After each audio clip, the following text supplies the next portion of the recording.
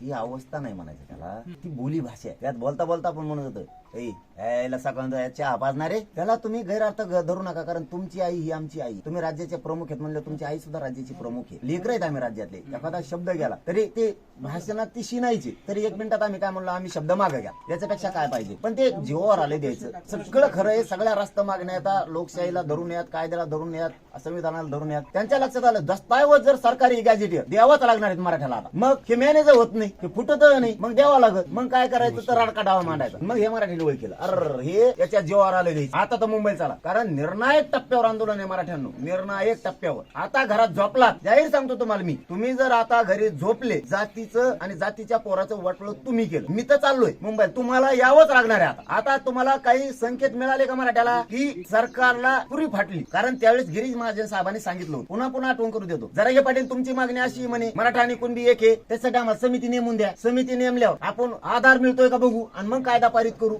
मराठा कुणबी आता 58 लाख नोंदी मिळाल्या. आता कायदा पारित करायला लागतोय मराठा आणि कुणबी एक. आता बोलायला जागा, गॅजेटियर 13 महिने झाले अभ्यासाला घेतले, 13 महिने, आणि मग आता ते पण द्यावं लागतील. मग काय करायचं तर मराठ्याला तर द्यायचंच नाही आरक्षण. हे पोरग तर मॅनेज होत नाही. मग आता आपल्या लोक येण्यात काढतील. वेळ दिला नाही म्हणा, 2 वर्ष दिला म्हणतात. त्यांना बोलायला जागा नाही. परत 4 महिने तारीख झाली डिक्लेअर केलेली. तिकडून मुंबईकर त्यांना नाव ठेवावं लागेल मुख्यमंत्र्यांना. मीडिया समोर खरं सांग, मुख्यमंत्र्यांना नाव ठेवावं लागले मुंबईकर. तुम्हाला जर 4 महिन्यापूर्वी त्यांनी सांगितलं होतं, त्यांना आडमोठापणा नव्हता त्यांचा, त्यांनी सरळ सांगितलं होतं की आम्हाला मुंबईला यायचं नाही 26 तारखेपर्यंत ऑगस्टच्या.